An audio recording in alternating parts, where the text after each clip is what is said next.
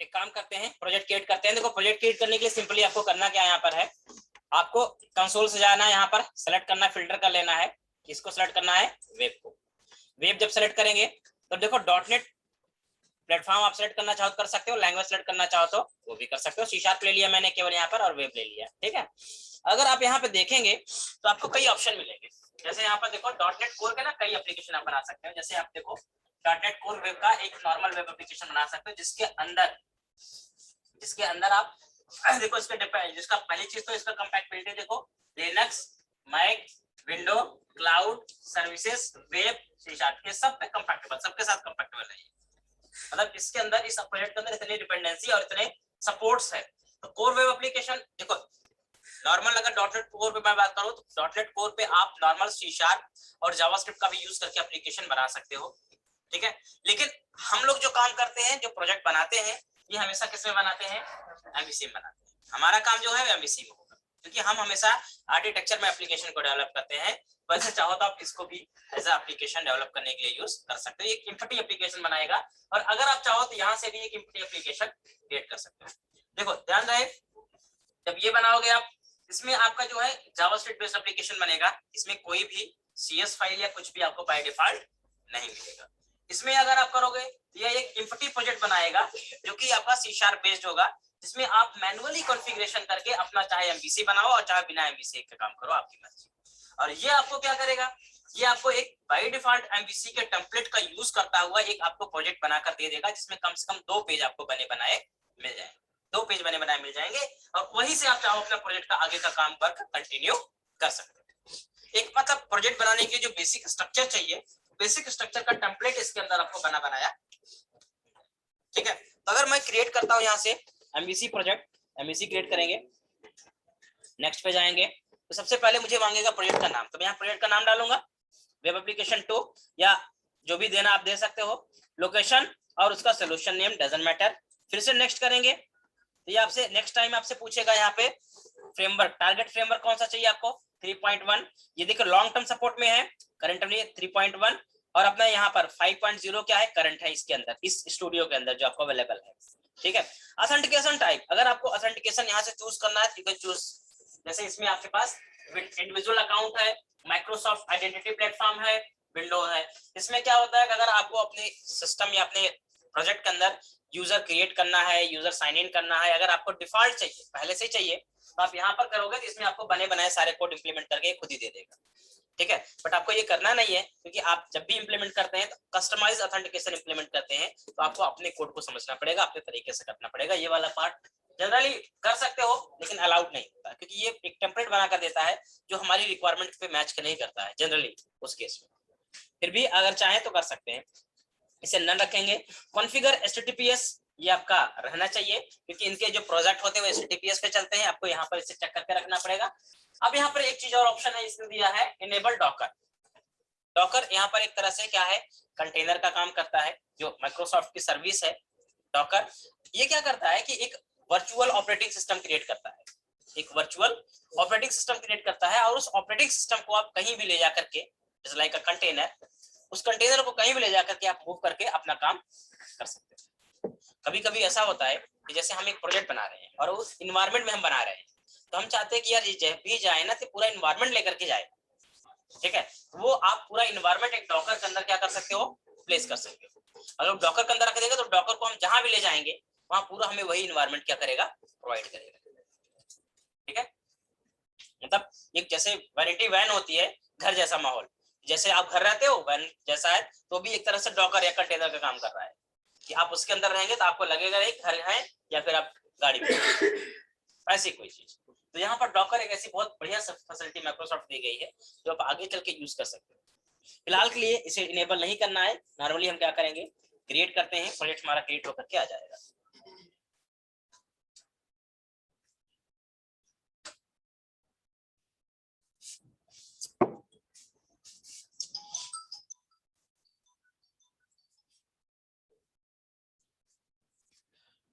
Template create करता है तो थोड़ा सा टाइम लगाएगा। अब देखिए यहाँ पर आने के बाद डॉटनेट कोर में जब आप वेब एप्लीकेशन का काम करें, अब सर्वर की जो रिक्वायरमेंट या सिस्टम की जो रिक्वायरमेंट है वो थोड़ी सी हैवी हो जाती है। अगर आपका सिस्टम लो रिक्वायरमेंट या लो कॉन्फ़िगरेशन का है तो आपके लिए मुश्किल हो जाएगा, आपका एप्लीकेशन बहुत स्लो चलेगा। मिनिमम अगर आप बोलूं, अगर आप .NET कोर पे काम करना चाहते हो, MVC पे काम करना चाहते हो, तो कम से कम आपका जो है 8 GB रैम होनी चाहिए, SSD हार्ड ड्राइव और i5 के नीचे CPU नहीं होना चाहिए, अदरवाइज आप परेशान हो जाओगे, झेल जाओगे। फिर वो होगा, काम तो करेगा बट इतना स्लो करेगा कि आप खुद ही परेशान हो जाओगे। देखो एप्लीकेशन आपका बन क्या गया, और इसका सॉल्यूशन एक्सप्लोरर आपको सबसे पहले समझना होगा। ये इसका क्या है, सॉल्यूशन एक्सप्लोरर, ठीक है। अब चूंकि हमने बात किया MVC की, तो MVC को समझा जाए सबसे पहले कि MVC है क्या, हा? और क्यों यहाँ पर बनाया गया। देखो जब आप काम करते थे ASP.NET में और VB.NET में, तो ASP.NET और VB.NET में होता क्या था कि उसमें नॉर्मली जो यूजर या जो डेवलपर होता था, जब प्रोग्राम या कोड करता था, तो वो क्या करता था ना, कोड को सेपरेट नहीं कर पाता था। एक ही जगह HTML लिख दिया, फ्रंट एंड लिख दिया, वहीं पर बैकएंड का भी कोड लिख दिया, वहीं पर बिजनेस लॉजिक भी लिख दिया, सब कुछ एक ही जगह कर देता था, या उसको कहीं से भी वो ऑर्गेनाइज नहीं करता था, ठीक है। लेकिन जब MVC आया तो MVC ने क्या दिया, MVC ने आपको एक 3 टायर आर्किटेक्चर दिया कि आप अपने एप्लीकेशन को मिनिमम 3 लेयर के अंदर क्या करेंगे, डिवाइड करेंगे। मिनिमम 3 टायर में आप उसे डिवाइड कर देंगे, 3 पार्ट में उसे क्या करेंगे, डिवाइड कर देंगे। The part are the model, view, controller. Model में डिफाइन किया गया कि मॉडल जो होगा आपका, उसमें आप वो सारा कोड रखेंगे जो आपका डेटाबेस से रिलेवेंट कोड है। जो डेटाबेस से रिलेवेंट कोड होगा वो सारा कोड आपको रखना कहाँ है, मॉडल में। जो आपको फ्रंट एंड कोड है, जो भी यूजर से इंटरेक्ट कराना आपको है, that is HTML, CSS, JavaScript, ये जितना भी यूजर का इंटरेक्टिव कोड होगा वो सब आप रखेंगे अपना व्यू के अंदर, और इन दोनों को आपस में कम्युनिकेट कराने के लिए आप इस्तेमाल करेंगे कंट्रोलर। और रियल टाइम अगर हम देखें तो हर जगह हमारे पास MVC यूज होता है। अगर हम समझना चाहें, जैसे एक मोबाइल फोन है, ये भी MVC यूज कर रहा है भाई, इसमें एक फ्रंट एंड है जो कि हमें दिखता है, जो यूजर को दिख रहा है, तो ये आपका फ्रंट एंड हो गया, मतलब व्यू हो गया। इसके अंदर डाटा है, इंफॉर्मेशन है, वो उसका मॉडल हो गया, ठीक है। और इसको आपस में यानी डाटा को और इस फ्रंट एंड को कनेक्ट कराने का जो काम कर रहे हैं, जो ICs लगे हैं, प्लेट्स लगी हुई हैं, जो इसके अंदर और डिवाइसेस लगे हैं, वो सब क्या है, कंट्रोलर्स हैं, जो आपस में डाटा को कंट्रोल कर रहे हैं और उन्हें मैनेज कर रहे हैं, ठीक है। तो ये तो बेसिक सा कंसर्न हो गया कि जो आपका MVC है यहाँ पे ना, MVC आपको कहता है कि आपको अपना कोड कम से कम 3 लेयर में डिवाइड करके चलना है। लेकिन ये तो मिनिमम रिक्वायरमेंट हो गई जो MVC कहता है। रियल टाइम में 3 नहीं है। रियल टाइम में अगर आप काम करेंगे तो किसी के अंदर आपको 6 लेयर, 7 लेयर, 8 लेयर में एप्लीकेशन डिवाइड करने पड़ते हैं, क्योंकि एप्लीकेशन जितना कॉम्प्लेक्स होगा लेयर उतनी ज्यादा बनाएंगे, क्योंकि उतनी ज्यादा लेयर बनाएंगे उतना ज्यादा वो सिंप्लीफाई होता चला जाएगा। क्योंकि हम उसको क्या कर रहे हैं, लेयर बना करके डिस्ट्रीब्यूट कर रहे हैं, एप्लीकेशन को तोड़ रहे हैं अलग अलग पार्ट्स में। जब अलग अलग पार्ट्स में तोड़ेंगे तो वो जाहिर सी बात है सिंप्लीफाई होता चला जाएगा, ठीक है। ये आपको एडवांटेज यहाँ पर मिलने वाला है, ये एडवांटेज आपको मिलेगा। तो .NET या यहाँ पर जो प्रोजेक्ट होते हैं वो जनरली 3 लेयर के नहीं होते हैं। यहाँ पर जो प्रोजेक्ट मिलेंगे आपको वो कम से कम 4 layer, 5 layer, 6 layer, 7 layer, 8 layer तक के प्रोजेक्ट जाते हैं, ठीक है। तो लेयर पे कैसे काम करना है वो मैं आपको बाद में बताऊंगा। मल्टी टायर जिसको हम बोलते हैं, मल्टी टायर में कैसे काम करना है हम सीखेंगे आगे चल के। लेकिन लेयर बेस्ड सारा एप्लीकेशन रहेगा, और आप खुद एक बार मैं लेयर बनाना बता दूंगा, आप खुद कोशिश करना जब आप कोई प्रोजेक्ट बनाना है, जब काम करो तो लेयर वाइज बना कर सीखो, क्योंकि आपको जो आगे काम करना है वो लेयर वाइज ही करना है, सिस्टमैटिक तरीके से लेके चलना है। नहीं तो क्या होगा, आप कोड एक बार लिख दोगे कैसे भी करके, काम चल जाएगा, कोड रन कर जाएगा, तो जब क्लाइंट के पास रिव्यू के लिए जाएगा तो रिजेक्ट करके दे देगा, बोलेगा आप लेयर वाइज बनाओ, फिर आपको वही काम रिपीट करना पड़ेगा, वापस सारा काम करना पड़ेगा, ठीक है। और उसमें बहुत सारी प्रॉब्लम्स होती है। अभी एक प्रॉब्लम सामने आई थी, अभी एक प्रोजेक्ट चल रहा था बंदों का एच ब्लॉक में, उन्होंने जल्दी जल्दी में क्या किया, प्रोजेक्ट डिलीवर करना था क्लाइंट को, तो सारा कोड कंट्रोलर में लिख कर दे दिया, काम तो चल गया, क्लाइंट को दिखा दिया, प्रेजेंटेशन हो गया, लेकिन जब क्लाइंट का टेक्निकल टीम पास कोड गया रिव्यू के लिए, तो उन्होंने देखा, वो भड़क गए कि ये क्या बना के आपने दे दिया, इसमें कोड ही खराब सारा कुछ है, तो उन्होंने सारा कोड रिजेक्ट कर दिया। अब 1.5 महीने की मेहनत थी, सबने मेहनत करके काम किया था, अब 1.5 महीने में स्पीडी काम किया था, अब उस कोड को फिर से उसमें कन्वर्ट करना है, तो उनके लिए बहुत पेनफुल हो गया। और ऐसे काम करके लोग फायर होते हैं, क्योंकि जिन्होंने 1.5 महीने का काम करके फिर 1.5 महीने आगे 2 महीने का काम बढ़ा दिया है, अब क्लाइंट खराब किया, उनके ऊपर तो जाहिर सी बात है वहां पर दिक्कत होगी। और देखो रिस्पांसिबिलिटी ना कोई लेना नहीं चाहता, सबसे पहली चीज है ना, आपका TL होगा वो भी बाद में आपसे हाथ खड़े कर देंगे, बोलेगा मैं, पहले वो कहेंगे कर लो जैसे भी कर लो, काम निकलवाना है, बाद में जब कोई बात है बोलेगा मैं क्या जानूं, मैंने थोड़ी कहा था तुमसे। हाथ खड़े कर देगा, फ्लोर मैनेजर के हाथ खड़े कर देगा, फंसेगा डेवलपर, डेवलपर के पास कोई ऑप्शन नहीं होता है। ये प्रॉब्लम अक्सर आती है, अभी आई हुई है। सुबह सुबह लड़का फोन किया था, रो रहा था, मैं कहा भाई मैं क्या कर सकता हूँ, अब इतने जल्दी किसी का कोड हम सुधार नहीं सकते हैं, क्योंकि आपने 1.5 महीने काम किया और 2 घंटे में बैठ के मैं आपका सारा कोड सही कर दूंगा, ये तो संभव नहीं है, प्लस एक्सेस नहीं है, रिमोटली इतना फास्ट काम हो नहीं सकता है, तो सब चीजें मुश्किल है। बाकी 6 लोग आप क्या कर सकते हैं, ये सिचुएशन होती है। तो मतलब अभी एमवीसी का जो कंसर्न अगर मैं बात करूं कि एमवीसी क्या है, तो एमवीसी हमारा केवल और केवल क्या है, एक एप्लीकेशन डेवलप करने का आर्किटेक्चर है, एक पैटर्न है जो हमें एप्लीकेशन को मिनिमम 3 लेयर में डिवाइड करने की परमिशन देता है कि आप अपने एप्लीकेशन को कम से कम 3 लेयर मॉडल, व्यू और कंट्रोलर में डिवाइड कर सकते हैं, जहां पर हर लेयर का अपना रोल है, हर लेयर का अपना रोल है, व्यू का अपना रोल है, मॉडल का अपना रोल है और कंट्रोलर का अपना रोल है, हर किसी का अपना अपना रोल है। और ये तीनों लेयर आपस में क्या होती है, इंटरकनेक्टेड होती है, तीनों लेयर आपस में इंटरकनेक्टेड होती है, जिससे अपना ये डेटा कम्युनिकेशन, ठीक है। तो ये तो बात हुई एमवीसी की। अच्छा इसके अलावा अगर इस प्रोजेक्ट की बात करूं तो मैं इस प्रोजेक्ट के अंदर जब आपने बनाया है इसको, इस प्रोजेक्ट के अंदर कई चीजें बन के आई है, ठीक है, कई चीजें बन के आई है, इसके बारे में देखेंगे प्रोडक्ट स्ट्रक्चर में क्या क्या बन गया है, इसका क्या मतलब है। सबसे पहले जो आपको मिलता है, ये मिलता है कनेक्टेड सर्विसेज। कनेक्टेड सर्विसेज क्या होता है, जब कभी हम कोई प्रोजेक्ट बनाते हैं तो कभी कभी क्या होता है, हम अपने प्रोजेक्ट को क्लाउड पे होस्ट कर देते हैं, क्लाउड पे डिप्लॉय कर देते हैं। तो जब किसी क्लाउड पे आप डिप्लॉय करके रखे, जैसे एज्यूर पे रख दिया आपने या AWS पे रख दिया, जिस सर्विस जहां पर आप उसे डिप्लॉय करके रखोगे ये दिखाएगा कि आपने किस सर्विस को कनेक्ट किया हुआ है। बट क्योंकि यहाँ पर हमने कोई सर्विस कनेक्ट अभी नहीं किया है, तो आपका यहाँ पर कुछ भी नहीं है, ब्लैंक है। बट इस ऑप्शन की मदद से आप किसी भी सर्वर को, किसी क्लाउड सर्वर को इस एप्लीकेशन से कनेक्ट करा सकते हैं, ठीक है। कुछ क्लाइंट ऐसे होते हैं जो क्लाउड की रिक्वायरमेंट करते हैं कि मुझे क्लाउड पे रखना है, तो उसके लिए आप इसका इस्तेमाल कर सकते हैं।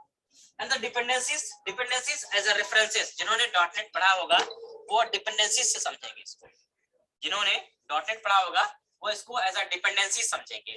मतलब ये क्या है, एक तरह का डिपेंडेंसी।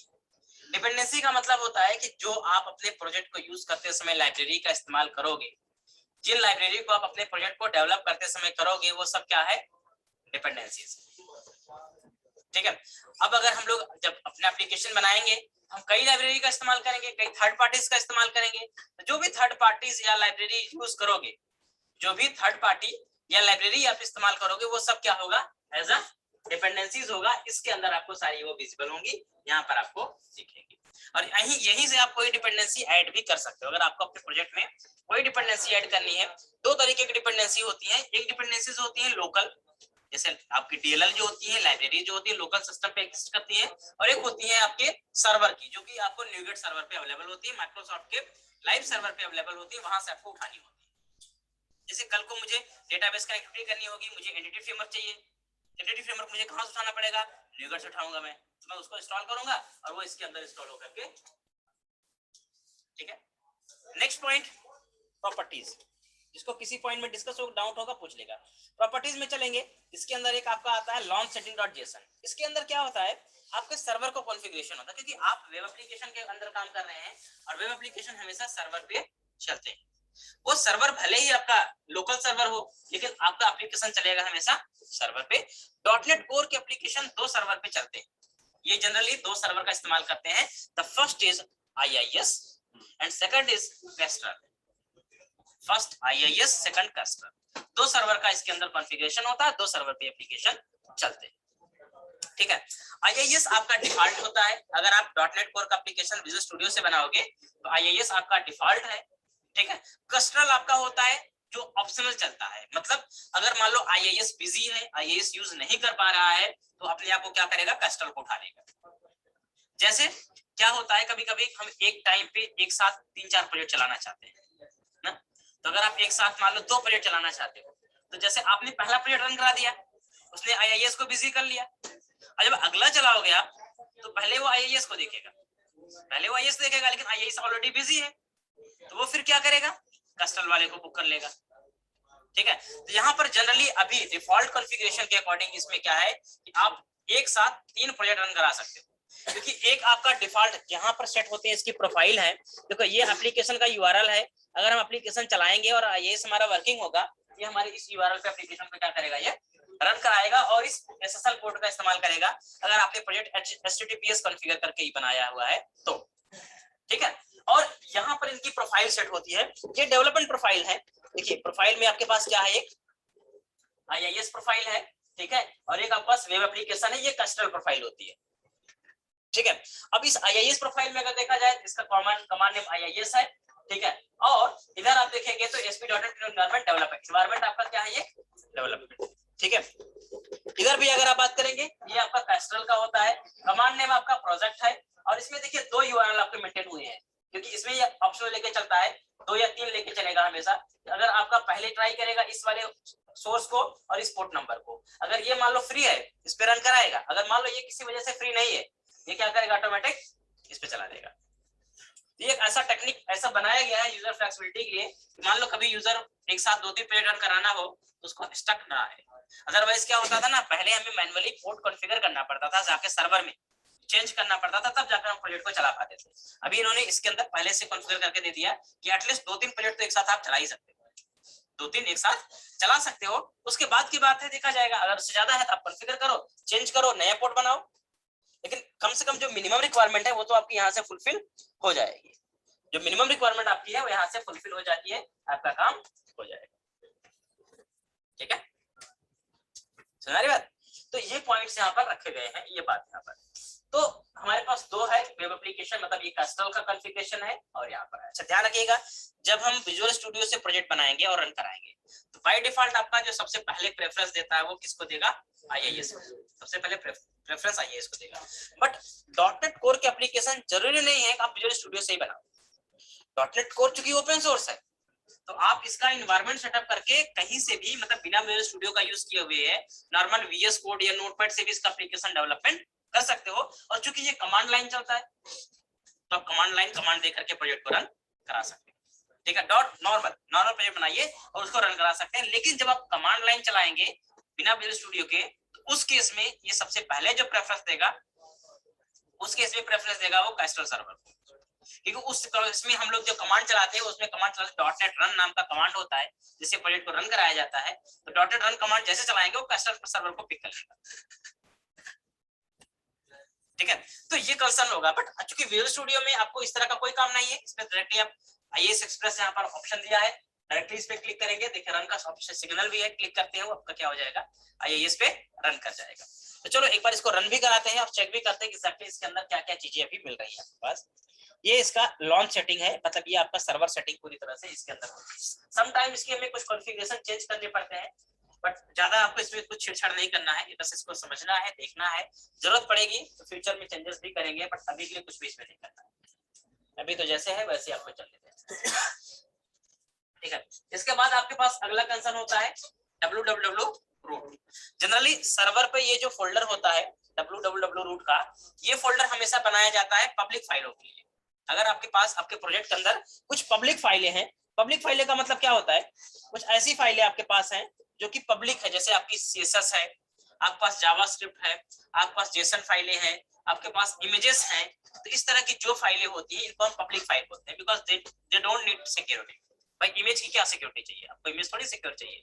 तो ये एक पब्लिक एरिया होता है सर्वर पे, जहां पर ये फाइलें आपकी स्टोर की जाती हैं, और वो पब्लिक एरिया आपका क्या है, यहाँ पर www।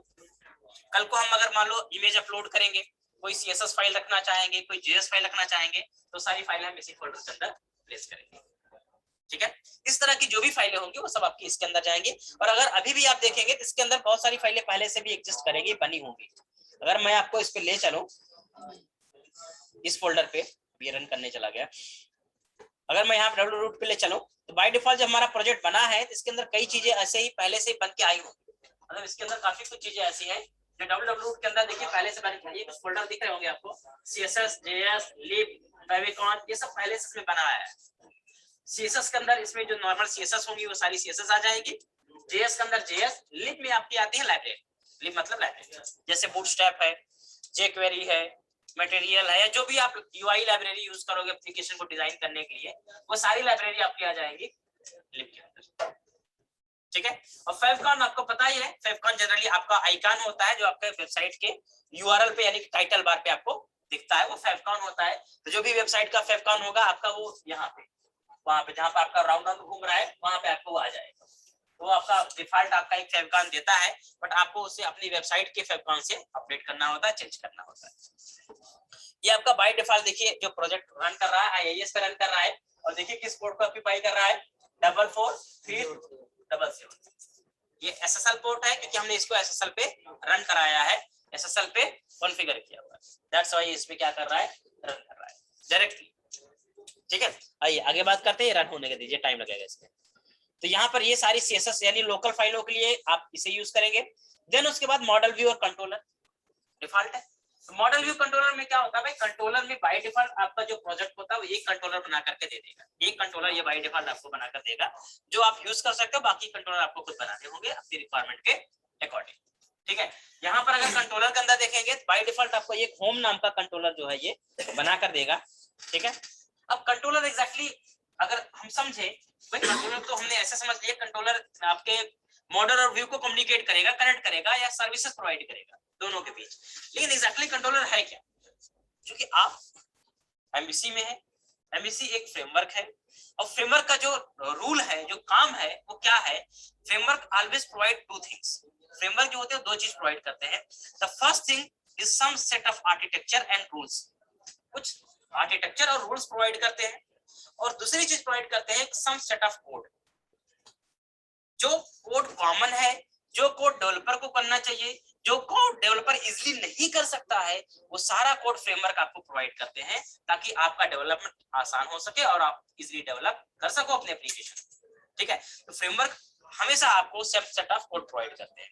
अब कंट्रोलर को अगर देखा जाए तो कंट्रोलर क्या है, कंट्रोलर वैसे नॉर्मली ये क्लास, कंट्रोलर एक C# क्लास है, लेकिन चूंकि एक ऐसी क्लास को यह इनहेरिट करता है जिसके अंदर लॉट्स ऑफ फंक्शनैलिटीज है, लॉट्स ऑफ फंक्शनैलिटीज हैं, और उस क्लास को इनहेरिट करने से इसका जो बिहेवियर है वो एक कंट्रोलर की तरह ट्रीट करने लगेगा और इसको हम कंट्रोलर बोलने लगेंगे। तो अगर मैं आपको इसके अंदर ले चलूं, होम के अंदर, होम कंट्रोलर में ले चलें, तो अगर आप देखेंगे यहाँ पर तो ये क्या है, एक क्लास है, एक नॉर्मल सी क्लास दिखा रहा है आपको होम कंट्रोलर, लेकिन किससे इनहेरिट कर रहा है ये कंट्रोलर तभी कंट्रोलर बोला जाएगा, या ये क्लास कंट्रोलर तभी बोला जाएगा जब ये इसे इनहेरिट करेगा। अगर इसको इनहेरिट करना बंद कर दे तो फिर एक सिंपल सी क्लास रह जाएगा, और जब इनहेरिट नहीं करेगा तो इसके अंदर की जितनी फंक्शनैलिटीज है ये उसका बेनिफिट नहीं ले पाएगा, और जब बेनिफिट नहीं ले पाएगा तो कंट्रोलर की तरह बिहेव भी नहीं करेगा। समझ रहे? हाँ, अब देखो कंट्रोलर बनाने पे कुछ कन्वेनियंस होता है, कुछ रूल्स बनाए गए हैं कि जब आप कंट्रोलर का कोई भी नेम बनाएंगे तो आप कंट्रोलर का कोई भी नाम दो, बट कंट्रोलर वर्ड जो होता है इसके साथ पोस्ट फिक्स होता है, इसके साथ पोस्ट फिक्स रखना है, मतलब आपका कंट्रोलर का नाम उसके बाद आपको कंट्रोलर। इससे क्या होता है, इससे ये आइडेंटिफाई होता है कि एग्जैक्टली क्लास है, कंट्रोलर है। ये कन्वेनियंस थोड़ा हो गया ना समझने में कि कंट्रोलर होगा, किसी भी क्लास के सामने कंट्रोलर लगा तो समझ जाएगा कंट्रोलर ही है। तो थोड़ा सा समझने के लिए, इसको स्टैंडर्ड करने के लिए ऐसा बनाया गया है, इसलिए हमेशा हम हर कंट्रोलर के सामने एक कंट्रोलर कीवर्ड या पोस्ट फिक्स लगाते ही लगाते हैं। ठीक है, अब इस क्लास के अंदर अगर आप कंट्रोलर की तरह इसे यूज करना चाहते हो और इसमें बहुत सारा बिहेवियर है, बहुत सारे एडवांटेज लेना चाहते हो, तो वो सारे एडवांटेज आपको मिलेंगे कहां से, इस क्लास से। अगर आपने इस क्लास के सारी बिहेवियर को, सारी प्रॉपर्टी को और फंक्शन को पढ़ लिया तो आप यहाँ पे सारा कुछ डील कर सकते हो, क्योंकि जो आप इसके अंदर डील करोगे वो कुछ सब कुछ यही से आएगा, वो आपका बेस क्लास प्रोवाइड करेगा, क्योंकि बेस क्लास के अंदर सारी चीजें पहले से लिखी गई है, सारा कुछ पहले से ही सेट है, और वही आपको यूज करके अपना डेवलपमेंट आगे करना। ठीक है, तो हमेशा ध्यान रखिएगा कंट्रोलर जितने भी हैं वो हमेशा एक बेस क्लास को इनहेरिट करते हैं जो कि आपका कंट्रोलर होता है। अब एप्लीकेशन, जब आप एमबीसी एप्लीकेशन बनाओगे इसके अंदर हमेशा कंट्रोलर बेस क्लास होगा। जब आप कभी एपीआई बनाओगे तो उसके अंदर एक दूसरी क्लास होती है जिसका नाम है बेस कंट्रोलर। इनहेरिटेंस उसमें भी है, इसमें भी है, उसमें बेस कंट्रोलर इनहेरिट करेगा, इसमें कंट्रोलर करेगा, बस। ठीक है, तो ये इसका अपना बिहेवियर है। अच्छा, तो कंट्रोलर है, कंट्रोलर आपने देख लिया, इसके अंदर भाई कंट्रोलर है तो क्लास है, क्लास के अंदर कंस्ट्रक्टर होगा, प्रॉपर्टी होंगे, मेथड होंगे, तमाम चीजें ऐसी हो सकती है, तो जो चीजें जरूरत के हिसाब से वो सब आप इसके अंदर बना सकते हैं। ठीक है, तो मैं उस पर नहीं जा रहा हूँ अभी, इसको छोड़ रहे हैं। मॉडल पे अगर बात करें, मॉडल में हमेशा हम लोग क्या रखते हैं, मॉडल में हम लोग हमेशा वो चीजें रखते हैं जो या तो हमारे डेटाबेस को मैप करेगा या डेटा को प्रोवाइड करने का काम करेगा, यानी डेटा को या तो व्यू से मैप करे या फिर डेटा को डेटाबेस से कम्युनिकेट कराए, ठीक है। लेकिन मॉडल जब भी वर्ड आता है तो मॉडल वर्ड में हम लोग हमेशा डेटा को कंसीडर करते हैं कि मॉडल का मतलब कुछ ना कुछ डेटा होगा। अब वो डेटा चाहे डेटाबेस को कनेक्ट कर रहा होगा और चाहे आपके व्यू को कनेक्ट कर रहा होगा, लेकिन होगा, ठीक है। जनरली मॉडल हम लोग जब बनाते हैं तो दो तरह के मॉडल बनाते हैं। एक मॉडल हम बनाते हैं जो हमारे डेटाबेस को कनेक्ट करता है, जिसमें डेटाबेस की टेबल मैप कराई जाती है, और दूसरे मॉडल हमारे जो होते हैं इसके अंदर वो होते हैं व्यू मॉडल। व्यू मॉडल जो हमारे होते हैं वो हमारे हमेशा व्यू को कनेक्ट करते हैं, यानी कि जो एक्सपेक्टेड आउटपुट यूजर को दिखाना होता है उसके अकॉर्डिंग मॉडल सेटअप होता है और उसी मॉडल से हम क्या करते हैं, यूजर को व्यू पे आउटपुट दिखाते हैं। जैसे मान लो कस्टमर का रिकॉर्ड है, आपको दिखाना है, पहले उसको मॉडल, जैसे आप लिस्ट बनाते हो भाई, जो लिस्ट हमने मान लो पिछली क्लास में बनाई, मान लो कस्टमर के बनाया, किसी का लिस्ट बनाना आपको है, तो आपका लिस्ट बनेगा किसका, मॉडल से बनेगा। पहले उसका मॉडल आपको बनाना पड़ेगा, फिर उसका डेटा तैयार करेंगे और फिर वो डाटा आपको व्यू पे ले जा करके शो करना। तो मॉडल हमारा व्यू को इंटरेक्ट करता है, व्यू को कनेक्ट करता है, डायरेक्ट व्यू को भी कनेक्ट कर सकता है मॉडल, ठीक है। तो मॉडल बात जब भी आए तब आपके दिमाग में आना चाहिए कि मॉडल जो वर्ड है वो रिलेटेड है किससे, डेटा से, जिसके अंदर या तो व्यू से कनेक्ट करता हुआ डाटा होगा या डेटाबेस से कनेक्ट करता हुआ डाटा, ठीक है। And the third thing is view.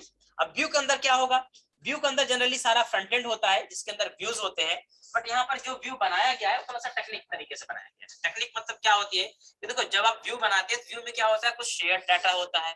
Share data का मतलब क्या होता है कि जो आपको हर पेज पे यूज करना है, कॉमन होता है, जैसे हेडर हो गया, फुटर हो गया, वेबसाइट्स के अंदर जो कॉमन होते हैं। तो जो कॉमन चीजें होती है वो सब आपको शेयर्ड नाम का एक फोल्डर बनाया जाता है, इसके अंदर लेआउट नाम का एक फाइल बनता है, उसके अंदर आपको रखना होता है जो कॉमन डाटा है आपके पेज में, आपके पूरे प्रोजेक्ट के अंदर, ठीक है। और जो आपके पास अपने पेजेस होते हैं वो जिस नाम से कंट्रोलर बनाएंगे उसी नाम का इसमें फोल्डर बनेगा, और उसी के अंदर जितने भी मेथड आप बनाएंगे हर मेथड का अपना एक व्यू बनेगा, और व्यू क्या हो जाएगा वो उसका इसके अंदर। जैसे अभी के लिए देखा जाए तो आपके होम कंट्रोलर के अंदर मैं आपको दिखाऊं तो यहाँ पर देखेंगे आपके पास इंडेक्स और प्राइवेसी नाम का दो मेथड यहाँ पर बना हुआ है। देखिए, इंडेक्स और प्राइवेसी नाम का दो मेथड बना है, ठीक है। और यहाँ पर एक एरर नाम का बना हुआ है, तीन मेथड आपके बने हुए हैं, ठीक है। तो अगर मैं आपको व्यू फोल्डर के अंदर ले चलूं, कहाँ पे, होम के अंदर चलेंगे, देखिए इंडेक्स और प्राइवेसी नाम का दो आपको यहाँ पर व्यू भी मिलेगा।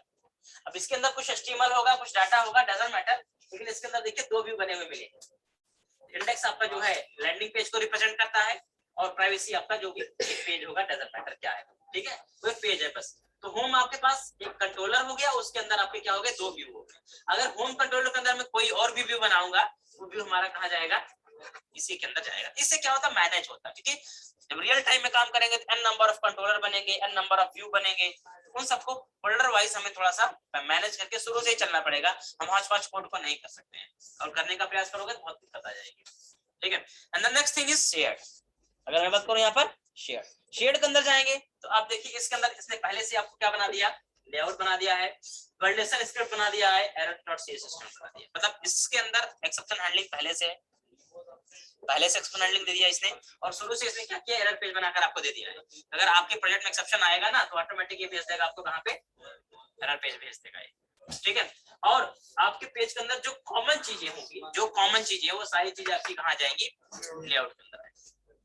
जैसे आप एसपी के अंदर किसी ने काम किया होगा तो मास्टर पेज होता है, जो मास्टर पेज एसपी के अंदर है वही आपका यहाँ पर क्या है, लेआउट। जो कॉमन है, जो आपके सारे पेजेस के अंदर कॉमन होता है। जनरली हर टेक्नोलॉजी के अंदर लेआउट बनाया जाता है, क्योंकि लेआउट बनाने का मतलब है, मान लो आप कोई 50 पेज की साइट बना रहे हो तो आप 50 बार हेडर फुटर नहीं बना सकते, आप बनाएंगे एक बार, क्योंकि 50 बार बनाने से नुकसान क्या है, मेंटेनेबिलिटी खत्म हो जाएगी, मेंटेनेबल बिल्कुल नहीं रहेगा। कल को अगर मान लो कोई चेंजेस करनी हुई 50 जगह जाके आपको चेंजेस करनी पड़ेगी, जो कि आपके लिए बहुत मुश्किल हो जाएगा। अगर हमने उसको कॉमन जगह रखा हुआ है, हम एक जगह चेंजेस करेंगे और हर जगह क्या हो जाएगा, अपने आप को अपडेट हो जाएगा। तो इस कंसर्न में काम करने के लिए हमें लेआउट बनाना पड़ता है, और उस लेआउट को ऑटोमेटिक लोड कराने के लिए एक और फाइल बनाई जाती है जिसका नाम है व्यू स्टार्ट। जो व्यू स्टार्ट नाम की फाइल होती है, ये फाइल आपका क्या करता है, जो भी लेआउट होते हैं ना उन लेआउट को डिफॉल्ट लोड कराता है। लेआउट कॉल करने का दो तरीका होता है, एक होता है manual, you can just pass the layout path, layout URL, वो मैं बताऊंगा, और एक होता है ऑटोमेटिक। तो अगर हमने व्यू स्टार्ट के थ्रू अगर करा रखा है लेआउट को कॉल, तो वो ऑटोमेटिक होगा। और अगर आपको मैनुअली कॉल कराना है, क्योंकि कभी कभी प्रोजेक्ट में एक से ज्यादा लेआउट बनाने की जरूरत पड़ती है, तो एक लेआउट हमारा जो होता है वो डिफॉल्ट हो जाता है, जो ऑटोमेटिक लोड होता है, और बाकी हो जाते हैं मैनुअल। मैनुअल पे हमें उसके पास लेकर के कॉल कराने, इस पे हम बात करेंगे, अच्छे से सीखेंगे जब हम व्यू वाले पोर्शन को पढ़ना स्टार्ट करेंगे तब। अब इतना देखिए इतनी चीज इसके अंदर है, ठीक है। बाकी इसके अंदर क्लाइंट साइड वैलिडेशन वगैरह का बहुत अच्छा सीन है, सब कुछ पहले से बना बनाया दिया गया है, आपको ज्यादा दिमाग नहीं लगाना है, वैलिडेशन वगैरह, फॉर्म वैलिडेशन वगैरह सब कुछ इसके अंदर ऑलरेडी मिलता है। सिस्टम समझिए, तरीका सीख लेंगे बहुत आसानी से काम हो जाएगा। आफ्टर व्यू नेक्स्ट फाइल आपके पास है यहाँ पर app-setting.json।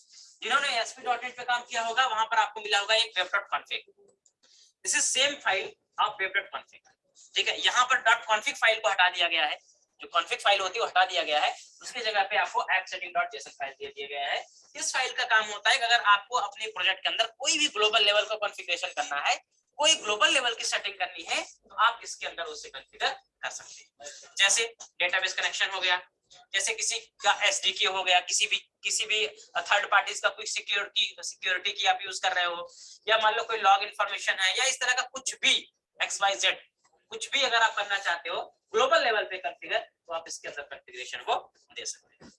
इसके अंदर हम लोग बहुत ज्यादा यूज करते हैं, क्योंकि हमारे प्रोजेक्ट के अंदर जितना भी ग्लोबल लेवल का कॉन्फ़िगरेशन होता है वो सारा का सारा हम कहाँ देते हैं, इस फाइल के अंदर स्पेसिफाई करेंगे, ठीक है।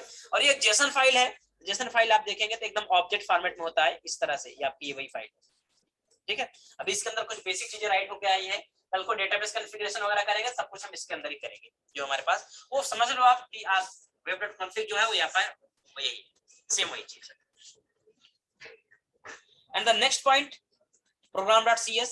अब program.cs ये सबको पता है कि अगर आप कोई प्रोजेक्ट बनाते हैं तो उसके अंदर एक प्रोग्राम फाइल और उसके अंदर एक मेन मेथड होता है, बिकॉज आपका जो प्रोजेक्ट होता है वो आपका स्टार्ट ही मेन से होता है। प्रोजेक्ट जब आप रन कराएंगे तो मेन से स्टार्ट होता है, जब हम प्रोजेक्ट को स्टार्ट कराएंगे सबसे पहले आपका यही रन करेगा, और सबसे पहले क्या होगा, मेन मेथड रन करेगा। और मेन मेथड में क्या करता है, ये बाय डिफॉल्ट क्या करता है, एक आपका होस्ट बिल्डर यानी कि एक होस्ट क्रिएट करता है, यानी कि सर्वर को जो स्टार्ट करता है, सर्वर को स्टार्ट करने के लिए होस्ट बिल्डर होगा जो कि डायरेक्टली क्या करता है, यहाँ पे रन करता है, और वो मेथड यहाँ पर होता है। और यहाँ पर क्या होगा, इस मेथड के अंदर देखेंगे ये एक host builder, create host builder नाम का फंक्शन है, जो क्या करता है, होस्ट को रेडी करता है, लेकिन कुछ कॉन्फ़िगरेशन यूज करता है, जिस आपका मिडलवेयर कॉन्फ़िगरेशन वो उठाता है, कहां से है, ये startup.cs से, मतलब इसके जस्ट नीचे वाली जो फाइल है ये वहां से उठाता है। क्योंकि देखो ये होस्ट सर्वर तो तैयार कर देगा और सर्वर रेडी करके दे देगा, लेकिन जो सर्वर रेडी करके देगा उसके अंदर जो कॉन्फ़िगरेशन होगा, जो सर्विसेज होंगी जिसको यूज करना है उसे, वो सब आपको कहां से आएगी, startup.cs, ठीक है। और ये स्टार्टअप मतलब जैसे आपका सर्वर रेडी होगा, स्टार्ट होगा ना, सबसे पहले आपका startup.cs ही सबसे पहले क्या होता है, काम करता है, सबसे पहले ये काम करेगा कि इसके अंदर आप वो सारी चीजें कॉन्फ़िगर करते हैं, वो सारा सिस्टम देते हैं, वो सारी सर्विसेज रजिस्टर करते हैं जिनकी आपको नीड पड़ेगी आगे चलकर। इस startup.cs के अंदर मेनली दो मेथड आपको मिलेंगे, एक होता है इसके अंदर कॉन्फ़िगर सर्विसेज और एक होता है इसके अंदर कॉन्फ़िगर। देखो दो मिलेगा आपके पास, एक कॉन्फ़िगर सर्विसेज और एक मिलेगा आपको यहाँ पर कॉन्फ़िगर सर्विसेज को जरा समझते हैं। देखो ऊपर कमेंट में कुछ लिखा गया है, इसको समझने का प्रयास करना, क्या कह रहा है, this method gets called by the runtime, मतलब ये मेथड क्या है, अपना रन टाइम कॉल होता है। जब प्रोजेक्ट को आप रन कराओगे तो रन करते समय जो भी आप जब सर्वर स्टार्ट करने जाएगा वो, तब ये क्या करेगा, इसे कॉल करेगा। लेकिन कह रहा use this method to add the services to the container, ठीक है। कंटेनर मतलब ये हमेशा जो .NET कोर के प्रोजेक्ट हैं ये हमेशा डिपेंडेंसी इंजेक्शन का इस्तेमाल करते हैं, और डिपेंडेंसी इंजेक्शन इस्तेमाल करने के लिए इनको चाहिए क्या, कंटेनर, ये यूज करते हैं कंटेनर। अब कंटेनर को समझा जाए तो कंटेनर क्या है, कंटेनर का क्या यूज है, यहाँ पर कैसे काम करता है, थोड़ा सा पॉइंट। सर वो program.cs जो होता है एंट्री पॉइंट हमारी माउस में है ना, एंट्री स्टार्टअप कैसे एग्जीक्यूट हो रहा है, तो जब program.cs एग्जीक्यूट करेगा और होस्ट बिल्डर को कॉल करेगा, होस्ट बिल्डर कॉल करेगा इसको, उसके बाद स्टार्टअप, हाँ इसके बाद ये कॉल कर लेगा, और जब ये आपका जब कॉल होगा इसमें सारी सर्विसेज लोड करा देगा, सारा कॉन्फ़िगरेशन रेडी कर देगा, देन बाकी आपके पोर्शंस चलने स्टार्ट हो। अच्छा अब अगर यहाँ समझा जाए कंटेनर के बारे में, तो यहाँ पर हम क्या करते हैं, कंटेनर का क्या कंसेप्ट होता है। देखो रियल टाइम में जब आप काम करते हैं, या मान लो आपको कहीं जाना है, सपोज करो आपको कहीं जाना है, मान लो किसी पर्वत पे चढ़ना है, ठीक है। अब मान लो आपकी चढ़ाई जो है 5-10 किलोमीटर के 10 किलोमीटर के है, 10 किलोमीटर आपको पैदल चलना है, तो मे भी आपको 10 घंटे 12 घंटे लगेंगे। तो उस 10-12 घंटे में आपको भूख भी लगेगी, प्यास भी लगेगी, आपके पास, आप थक भी जाओगे, आपको कई चीजों की जरूरत पड़ेगी जब आप चलना स्टार्ट करोगे, ठीक है। तो जो चीजें की जरूरत पड़ेगी, उन चीजों को आपको अचीव करने का दो तरीका हो सकता है। उन चीजों को अचीव करने का दो तरीका हो सकता है। एक तो ये होता है कि हम चलते जाएं और जहां जरूरत हो जो चीज वहां पर उसको खरीद, जहां भूख लगा खाना खरीद लिया, जहां प्यास लगी पानी खरीद लिया, जहां आराम करना हुआ जाके गेस्ट हाउस लेकर के आराम कर लिया। एक तो हमारा ये टेक्निक हो गया, लेकिन इसमें प्रॉब्लम क्या है, प्रॉब्लम है डिपेंडेंसी की। बिकॉज सम टाइम हो सकता है मुझे भूख लगी हो और रेस्टोरेंट ना मिले, सम टाइम हो सकता है मुझे प्यास लगी हो मुझे पानी ना मिले, ठीक है, ये प्रॉब्लम्स आ सकती है। तो ये यूज करता है हमेशा कंटेनर का। कंटेनर का मतलब क्या है, हम अपने साथ जब चलना स्टार्ट करेंगे, एक अपना लेंगे कंटेनर, एक लेंगे बैग, और उसके अंदर जितनी चीजें हमें जरूरत की हैं वो सारी चीजें पहले क्या करेंगे, रख लेंगे, इंश्योर कर लेंगे कि सब कुछ हमारे पास है, ताकि यहां से वहां तक जाने में मुझे किसी एडिशनल चीज की जरूरत ना। वो सफर हमारा क्या होता है, आसान हो जाता है। जब में जो जरूरत होगी हम उसे निकालेंगे, यूज करेंगे और फिर अपना कंटिन्यू करेंगे वर्क, ठीक है। तो कोर जो आपका है, जब आपका इस पे काम करेंगे आप, तो इसके अंदर जितनी भी सर्विसेज आप क्रिएट करेंगे वो सर्विसेज आपको इसमें प्रोवाइड करनी पड़ेगी, क्योंकि जब तक आप इसे वो सर्विसेज नहीं प्रोवाइड करोगे इस मेथड के अंदर, तब तक आपका जो कोर का प्रोजेक्ट है वो उसको अपने कंटेनर का है, अपने डिपेंडेंसी इंजेक्टर का पार्ट नहीं मानेगा, या फिर उसको वो उस तरीके से जिस सिस्टम को इसने दिया हुआ है इन्वर्जन ऑफ कंट्रोल और डिपेंडेंसी इंजेक्शन में, उस तरीके से इसे हैंडल नहीं कर पाएगा। कि मैंने बताया ना, ऑप्शन तो दोनों है, लेकिन दूसरे वाले ऑप्शन में अगर आप बिना कंटेनर का इस्तेमाल किए जाते हो, सफर करते हो, तो प्रॉब्लम्स आएंगी। तो उस प्रॉब्लम के लिए रिस्पॉन्सिबल ये फ्रेमवर्क नहीं है, ये रिस्पॉन्सिबल नहीं है। कि हमने जैसे आप भाई जा रहे थे, हमने बता दिया कि भाई आप कंटेनर ले लो, उसके अंदर आपने बैग ले लो, बैग के अंदर सारा कुछ लेके जाओ, आप नहीं माने, आप सीधे चले गए, तो अगर आपके साथ मुश्किल आए उसके लिए हम थोड़ी जिम्मेदार हैं। तो फ्रेमवर्क वहां पर रिस्पॉन्सिबल नहीं होता है। अगर सर्विसेज यहाँ रजिस्टर नहीं किया तो आप फ्रेमवर्क के सिस्टम के अकॉर्डिंग काम नहीं कर रहे हो, और आप उसके सिस्टम के अकॉर्डिंग काम नहीं कर रहे हो, तो उसमें जो प्रॉब्लम्स आएंगी, जो एरर आएंगी, उसके लिए फ्रेमवर्क रिस्पॉन्सिबल नहीं होगा। लेकिन अगर आप कंटेनर का इस्तेमाल कर रहे हो, उसके अकॉर्डिंग चल रहे हो, फिर वो सारी चीजों को खुद ही मैनेज करने का काम करेगा, सारी चीजों को खुद ही मैनेज करने का काम करेगा और सब कुछ वो हैंडल करेगा, ठीक है। तो आगे चल के जितना सर्विसेज का काम होगा वो सब कुछ हम यहाँ पे करेंगे। सर्विसेज के अलावा कुछ होता है हमारे पास मिडिलवेयर। मिडिलवेयर का मतलब क्या होता है, these are called the request pipeline. क्या होता है, जब आप कभी कोई रिक्वेस्ट सर्वर को देते हैं तो सर्वर हमारा क्या करता है, रिक्वेस्ट को प्रोसेस करता है और पूरा एग्जीक्यूट करा के उसका रिस्पांस जनरेट करके हमें देता है। बट उस पूरी प्रोसेस के दौरान कई ऐसे सिचुएशंस होती हैं जहां पर अलग अलग केसेस में आपका कोड अलग, क्योंकि जब पूरी प्रोसेस होती है, जैसे मान लीजिए आपका ट्रेनिंग और सिलेक्शन, तो ट्रेनिंग सिलेक्शन पूरा एक प्रोसेस है, लेकिन इस पूरी प्रोसेस को कंप्लीट होने में कई फेज हैं, कई स्टेप्स हैं, कई केसेस बन सकते हैं, ठीक है। तो वो जो केस हैं उन केसेस पे भाई, जैसे सपोज करिए आपका मान लीजिए वेरिफिकेशन होता है, आपका भाई ट्रेनिंग चल रही है, प्लेसमेंट होगा, लेकिन उसमें बीच में वेरिफिकेशन भी होगा, ठीक है। आपका एक्सपीरियंस देखा जाएगा, आपका एक्सपीरियंस सर्टिफिकेट आपसे लिया जाएगा, आपका प्रोजेक्ट आपसे लिया जाएगा। तो ऐसे बीच में कई चीजें होंगी जो आपसे आइडेंटिफाई या वैलिडेट की जाती है। तो जब हम सर्वर को अपनी कोई रिक्वेस्ट देते हैं और सर्वर हमारा रिस्पांस जब तक नहीं देता है, उसके बीच में कई ऐसे इंजेक्टेबल कोड होते हैं जो हमें बीच बीच में इंजेक्ट कराने होते हैं। जैसे सिंपल ऑथेंटिकेशन होता है, ऑथराइजेशन होता है, कोई हमने एक यूजर को मान लो पेज एक्सेस करने को दिया, तो सर्वर चेक करेगा आपका ऑथेंटिकेटेड हो या नहीं हो, ऑथराइज यूजर है या नहीं हो, कौन एक्सेस कर रहा है उसको। तो सारी चीजें होती हैं, वैलिडेट करनी होती है, चेक करनी होती है। तो उसके लिए हमारे पास मिडिलवेयर है, यहाँ पर पाइपलाइन। तो हम यहाँ पर ऐसी कोई चीज जो हमारी रिक्वेस्ट को प्रोसेस होने के दौरान एग्जीक्यूट करानी है, उसको हम मिडिलवेयर के अंदर प्लेस करते हैं। तो होता क्या है कि जब हमारा सर्वर हमारी रिक्वेस्ट को प्रोसेस कर रहा होता है, उसकी डिफरेंट स्टेज होती है, और वो उस स्टेज के अकॉर्डिंग क्या करेगा, आपकी मिडिलवेयर को एग्जीक्यूट कराएगा। अब मिडिलवेयर में आपको ये चीज देखना होता है, जैसे यहाँ पर देखिए आपके पास क्या रहा है, यहाँ पर देखिए यहाँ पर देखेंगे तो कह रहा है कि अगर आपके पास एप्लीकेशन, देखिए यहाँ पर एक एक्सेप्शन के लिए कहा गया, एक्सेप्शन का कॉन्फ़िगरेशन एक मिडिलवेयर यहाँ पर है। तो ये क्या कह रहा है, ये बेसिकली आपसे ये कह रहा है अगर मान लीजिए आप एप्लीकेशन चलाते हो और आपके एप्लीकेशन में एक्सेप्शन आ गया, मतलब आपने एप्लीकेशन चला दिया, सर्वर ने एप्लीकेशन चलाना स्टार्ट कर दिया, काम करना स्टार्ट कर दिया, लेकिन एप्लीकेशन तो एक्सेप्शन तो रन टाइम एरर होता है, जो प्रोसेस के दौरान एग्जीक्यूशन के दौरान आता है। तो अगर एग्जीक्यूशन के दौरान ऐसा कोई एक्सेप्शन आ गया तो फिर ये क्या करेगा भाई, यहाँ पर एक मिडिलवेयर होगा जो उसे क्या करेगा, हैंडल करेगा। क्योंकि हैंडल नहीं करेगा तो फिर सर्वर बीच में क्या कर जाएगा, क्रैश कर जाएगा। उस क्रैश से बचाने के लिए एक मिडिलवेयर यहाँ पर लगा हुआ है जो ये देखेगा कि अगर बीच में एक्सेप्शन आया तो उसे क्या करेगा, वो हैंडल कर लेगा।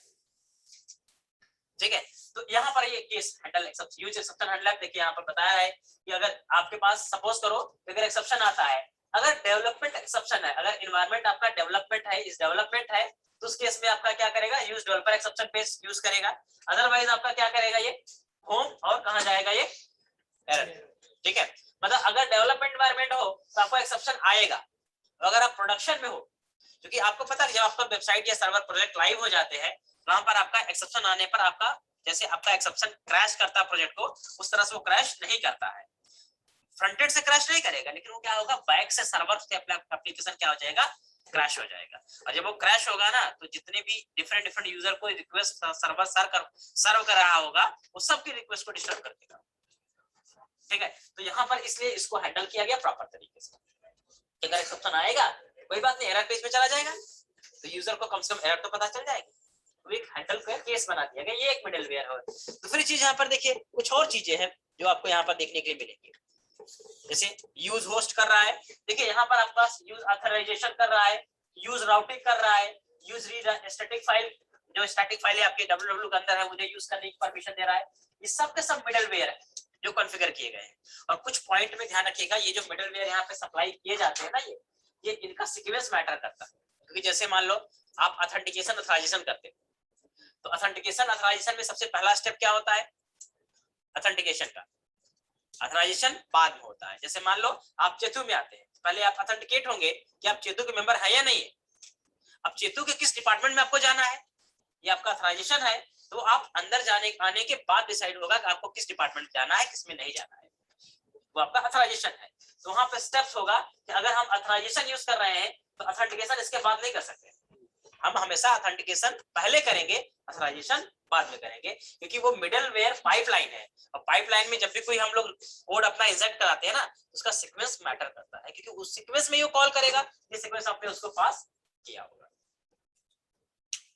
ठीक है, तो इस तरीके से कोर्स होता है। प्लस यहाँ पर एक इंटरेस्टिंग पॉइंट है that is called the map route configuration. ये आपका क्या है, जो आपका यहाँ पर एमवीसी की बात करते हैं, तो एमवीसी में हमारा जो यूआरएल जिस पे हम लोग अपना प्रोजेक्ट कॉल करते हैं, रन कराते हैं, तो यूआरएल जो मैप होता है वो आपका सर्वर का नेम स्लैश कंट्रोलर स्लैश फिर आपका एक्शन मेथड का नाम, मतलब जो कंट्रोलर के अंदर मेथड होगा उसके नाम से कॉल होता है। तो यहाँ पर एक डिफॉल्ट राउट मैप हुआ है, जिस मैप राउट को आप देख सकते हैं, ये कैसे कॉल हुआ है, use and points, and point के अंदर ये लैम्डा है। अगर मैप कंट्रोलर राउट, मैप कंट्रोलर राउट मैप कर रहा है किसको, कंट्रोलर के राउट को, नेम क्या होगा, डिफॉल्ट, मतलब डिफॉल्ट राउट सेट किया गया है। ये इसमें पैटर्न क्या सेट किया गया, सबसे पहले किसको देखेगा, कंट्रोलर को, और कंट्रोलर में सबसे पहले किसको देखेगा, होम नाम के कंट्रोलर को, सबसे पहले होम नाम के कंट्रोलर को देखेगा, और उसके बाद एक्शन मतलब मेथड को देखेगा, और मेथड में किसको देखेगा, इंडेक्स नाम के मेथड को, और यहाँ पर उसके बाद आईडी यानी कि पैरामीटर को देखेगा। लेकिन पैरामीटर के सामने क्वेश्चन मार्क लगा, इसका मतलब क्या है, ये ऑप्शनल, ये नलेबल, मतलब मे भी हो सकता है और मे भी नहीं हो सकता है। लेकिन होम कंट्रोलर, अब अगर आप प्रोजेक्ट रन कराओगे और अगर आपके प्रोजेक्ट के अंदर होम नाम का कंट्रोलर मान लो नहीं बना है, ये तुरंत आपको एरर दे देगा 404 का, क्योंकि ये पहले जब प्रोजेक्ट रन करेगा सबसे पहले ये राउट कॉल करेगा ना, ये सारा प्रोसेस करने के बाद जब राउट कॉल करेगा तो ये इस नाम का कंट्रोलर फाइंड करने का प्रयास करेगा। देखो जब आपका कोई भी प्रोजेक्ट स्टार्ट होता है तो एक कंट्रोलर और एक एक्शन आपका डिफॉल्ट होना चाहिए, उसके बाद जितने होते हैं वो सब आपके इंटरलिंक होते हैं, यानी आपका जो वेबसाइट का लैंडिंग पेज होता है वो तो एक ही होता है, जब किसी भी डोमेन को आप डालते हैं तो एक ही पेज खुल के आता है, तो आपका डिफॉल्ट राउट होता है, वो डिफॉल्ट होता है जो नॉर्मल बाय डिफॉल्ट खुल के आएगा। बाकी जितने होंगे वो सब लिंक के बेस पे होते हैं, तो उनके लिए आपको कोई टेंशन नहीं लेना है, केवल एक पे ही आपको सबसे ज्यादा फोकस करना होता है जो कि आपका ये। सर इसमें एक क्वेश्चन था, जैसे आप कह रहे हो सीक्वेंशियल ये चलना चाहिए, ऑथराइजेशन के बाद ऑथेंटिकेशन नहीं कर सकते, तो सर अगर ये मतलब एमवीसी पे मॉडल वेब कंट्रोलर के थ्रू जा रहा है तो मतलब उस पार्टिकुलर कंट्रोलर के अंदर जो मेथड होगा वो कॉल होना चाहिए ना, तो इसमें सीक्वेंस का क्या मतलब मैटर हो रहा है? नहीं नहीं नहीं, मेथड मतलब मेथड कॉल होने का कंसर्न या ऑथेंटिकेशन का मतलब ये होता है, जैसे हमने कहा ना जो मिडलवेयर है उन मिडलवेयर में कुछ मिडलवेयर का सीक्वेंस मैटर होता है। अब ऑथेंटिकेशन ऑथराइजेशन दोनों एक दूसरे की, जब दो मिडलवेयर आपस में क्या होती है, डिपेंडेंट होती है। जब डिपेंडेंट मिडलवेयर है तो वहां पर सीक्वेंस मैटर करता है। अगर मान लो दो ऐसी मिडलवेयर है जिनका आपस में कोई रिलेशन नहीं है, तब कोई दिक्कत नहीं आपको होगी। जैसे मान लो एक स्टैटिक फाइल को यूज करना है और एक राउट को यूज करना है, तो उससे क्या मतलब है? स्टैटिक फाइल यूज करना अलग मिडलवेयर का काम है और राउट यूज करना अलग मदद है। लेकिन कहीं कहीं क्या होता है कि हमारी जो मिडलवेयर होती है, पाइपलाइन होती है, वो डिपेंडेंट होती है कि पहली वाली पाइपलाइन एग्जीक्यूट होगी तभी दूसरी वाली पाइपलाइन चलेगी। तो वहां पर हम सीक्वेंस मैटर करेगा, फिर वहां पर हम लोग उस सीक्वेंस को खराब नहीं कर सकते हैं, अदरवाइज आपको एक्सेप्शन आएगा, या हो सकता है एक्सेप्शन ना आए तो आपका सही आउटपुट भी आपको ना मिले। ये होगा कि आउटपुट से, क्योंकि मिडलवेयर नहीं काम करेगी, फिर आपने मान लो ऑथराइजेशन कर दिया, ऑथेंटिकेशन किया नहीं, तो आपका वो प्रोजेक्ट तो चलेगा, सब कुछ सही होगा, लेकिन आपका काम नहीं करेगा, सही आउटपुट आपको सही नहीं देगा और आप परेशान हो जाओगे क्यों नहीं दे रहा है वो। इस चीज के लिए आपको थोड़ा सा ये चीज समझनी पड़ेगी। ठीक है, ओवरऑल आपके पास यही सारे पेजेस है, यही सारी फाइल्स है जो आपका अभी के लिए कॉन्फ़िगरेशन बनाया गया है या इसके अंदर है, मतलब ये आपका कंप्लीट एमवीसी कॉन्फ़िगरेशन है, प्रोजेक्ट स्ट्रक्चर है जो आपको यहाँ पे मिलता है। अब इसके बाद जब आप इसके अंदर काम करेंगे तो आपको डिफरेंट डिफरेंट चीजें मिलेगी, डिफरेंट डिफरेंट टेक्निक्स मिलेंगी, डिफरेंट डिफरेंट थिंग्स मिलेंगी, उनको अपने अकॉर्डिंग आपको हैंडल करना पड़ेगा और मैनेज करना पड़ेगा। ठीक है, कोई डाउट है किसी को इस पूरी चीज में?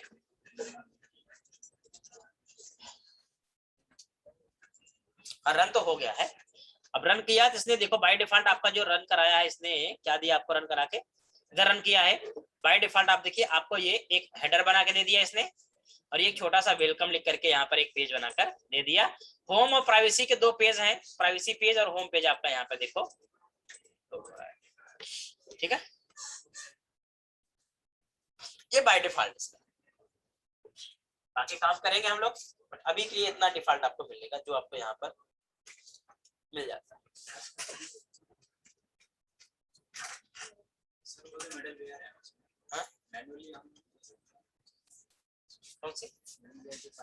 मिडिलवेयर आप बिल्कुल, आप कोई भी अगर पाइपलाइन मिडिलवेयर इंजेक्ट कराना चाहते हो तो आप बना सकते हो, दे सकते हो, कोई दिक्कत नहीं है। नेक्स्ट वाला क्या है? नेक्स्ट ना दें, नेक्स्ट वाला मत होता है, उसमें प्रोग्राम हो रहा है तो मिडिलवेयर जो नेक्स्ट आपका कंसर्न है वो आपका होता है कि जिसे मिडिलवेयर में सीक्वेंस सेट करना आपको है, एक मिडिलवेयर के बाद दूसरी ये मिडिलवेयर चलनी चाहिए, तो हाँ नेक्स्ट से आप फ्लो कर सकते हो। ठीक है, बाकी एमवीसी के अंदर ऐसा कोई कंसर्न, आप डॉटनेट कोर वाले पोर्शन पे जब काम करेंगे, जो नॉर्मल आपका जहां पर मिडिलवेयर मैनुअली कॉन्फ़िगर करते हैं, उसके अंदर वो चीजें मैटर करती है, इसमें ऐसा कुछ नहीं।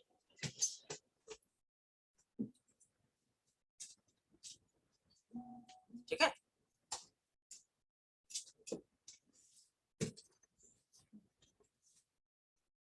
बाकी कोई डाउट हो पूछ सकते हो। ये प्रोजेक्ट आपका अभी तक रन किया हुआ है, जो अभी आपका डिफॉल्ट मिला है, बाकी इसके अंदर आपको काम करना है, सीखना है क्या क्या चीजें हैं, कैसे काम करेगा, बहुत सारी चीजें इसके अंदर है, देखते चलेंगे। कोर के अंदर जो बेसिक लेवल पे मिडलवेयर का कॉन्फ़िगरेशन है, सेटअप है, इसको अभी हमने केवल इंट्रोड्यूस किया है, चीजों को सीखेंगे लेकिन अभी नहीं, क्योंकि अभी मिडलवेयर शुरू में सिखाने लगूंगा फिर वो हो जाएगा, फिर आपको अभी समझ नहीं आएगा मिडलवेयर क्या है, कैसे काम कर रहा है, पाइपलाइन क्या है, अब पता चले। ये चीज हम सीखेंगे कब, जब हम लोग लास्ट एंड पोजीशन पहुंचेंगे, जब आपको एमवीसी का आइडिया हो जाएगा और आपको मिडलवेयर की एक्चुअल में नीड समझ में आने लगेगी कि मिडलवेयर को हम कहाँ यूज करते हैं, कब यूज करेंगे। जैसे आपको ऑथेंटिकेशन करना हो, ऑथराइजेशन करना हो, आपको बीच में कोई कैशिंग सेट करनी हो, आपको कुछ एरर हैंडलिंग वगैरह करना हो, इस तरह का कुछ सिचुएशन मेंटेन होगा, तो वहां पर हम लोग समझेंगे इसको।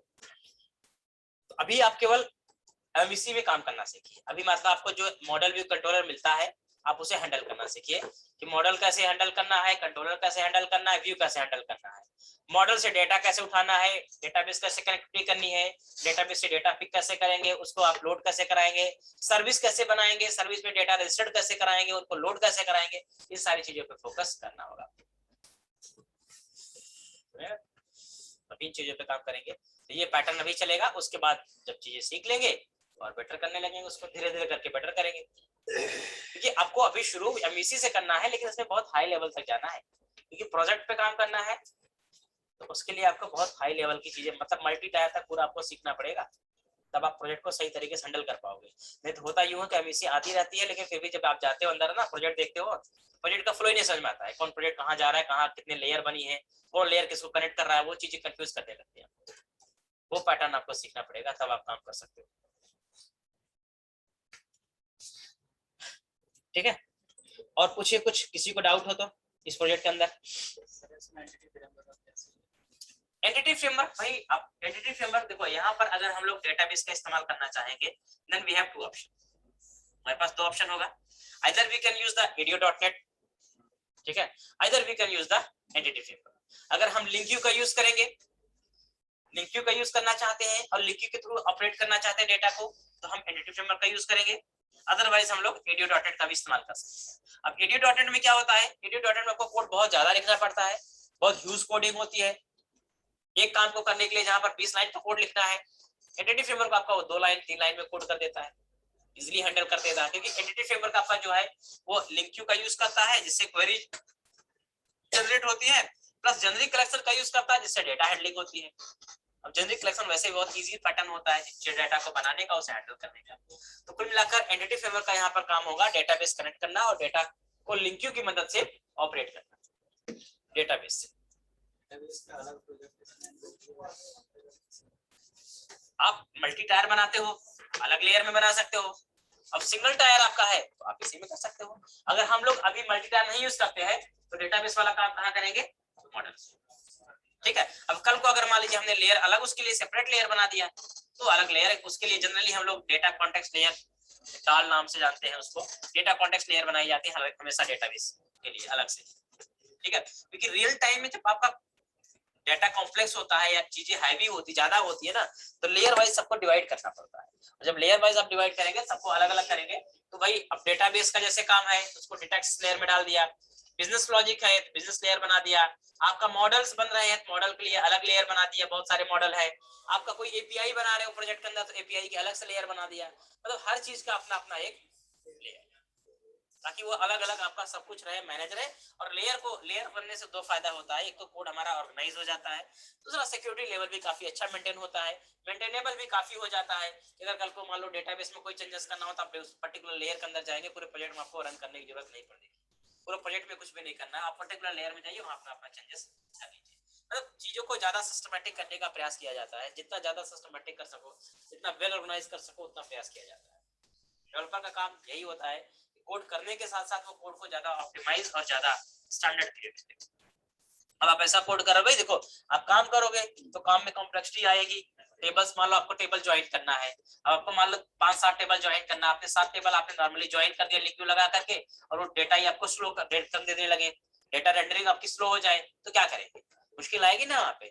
तो ऐसी चीजों को हैंडल करना पड़ेगा। तो फिर ऐसी चीजों को हैंडल करने के लिए डेवलपर का पॉइंट होता है कि भाई आपको कोड मतलब आउटपुट भी लेना है और कोड को ऑप्टिमाइज भी करना है। अगर मान लो परफॉर्मेंस इशू आएगा कल को, तो उसे कौन देखेगा, वो भी तो आपकी जिम्मेदारी होगी ना।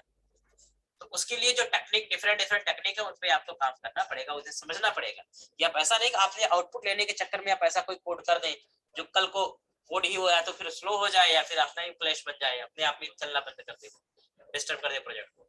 इन चीजों पे भी आपको फोकस करना पड़ता है, क्योंकि कोड रिव्यूइंग जो होती है वो यही होता है। कोड रिव्यू में आपका जो होता है वो यही किया जाता है कि आपके कोड का पैटर्न चेक किया जाता है, आपके तरीके चेक किए जाते हैं। अब रियल नहीं, जैसे मान लो कोई मेथड है, मेथड में आप पैरामीटर ले, तो मान लो कोई फंक्शन बनाया, आपने पैरामीटर लिया। अब नॉर्मली क्या होता है, लोग 4 पैरामीटर लिए, 5 पैरामीटर लिए, 6 पैरामीटर लिए, 10 पैरामीटर लिए। अब मान लो अगर आपको अपने मेथड के अंदर 2 पैरामीटर लेने हैं, 3 पैरामीटर ले, तो आप अलग अलग ले सकते हो। लेकिन मान लो मेथड के अंदर आपके पास 5 पैरामीटर, 7 पैरामीटर या 4-5 पैरामीटर से ज्यादा होते हैं, तो आप अलग अलग नहीं ले सकते, उनका आपको मॉडल बनाना पड़ेगा, और मॉडल बनाकर मॉडल के थ्रू पैरामीटर लेने पड़ेंगे, नहीं तो बहुत सारे पैरामीटर हो जाएंगे फंक्शन के अंदर और बहुत सारा कॉम्प्लेक्स हो जाएगा। ये चीज आपको समझ के रखनी पड़ेगी कि न समझने वाले ऐसा कर देते हैं और वो उस समय काम करके तो निकल जाते हैं, लेकिन फिर जब प्रोजेक्ट आपका या तो स्लो हो जाता है या क्रैश करता है, फिर वो जो हैंडल करने वाला होता है उस पर, उसके लिए दिक्कत हो जाती है। ये चीजें सारे मॉडल्स में रहेंगे। लेयर अलग अलग बनेंगे, लेयर अपना जो होता है वो इंडिपेंडेंट होता है, लेयर अलग अलग बनेंगे सब अलग। एक लेयर का मतलब एक एप्लीकेशन, एक लेयर का मतलब एक अलग से एप्लीकेशन, लेकिन लेयर का मतलब यहाँ पर जो बनेगा वो केवल डिपेंडेंसी रहेगी, मतलब लेयर एक दूसरे से क्या करेंगे, कनेक्ट करेंगे, लेयर मतलब एक दूसरे को कनेक्ट करेंगे, बस ये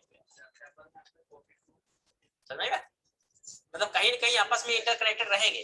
जस्ट लाइक जैसे एक कंपनी है, बहुत सारे एम्प्लॉई है, तो फ्लोर बना दिए गए, डिपार्टमेंट बना दिए गए कि अलग अलग सब मैनेज होंगे। भाई मान लो अब डॉटनेट का डेवलपमेंट है, पीएचपी भी है, पाइथन भी है, जावा भी है, तो सबको एक जगह नहीं रख सकते, सबको क्या कहें फ्लोर वाइज डिवाइड कर दिया गया, सबका अलग अलग फ्लोर है, लेकिन हर फ्लोर आपस में इंटरकनेक्टेड है एक दूसरे से कहीं ना कहीं, जिसकी जहां जरूरत है वहां पर वो कनेक्ट कर रहा है, वहां यूज कर रहा है।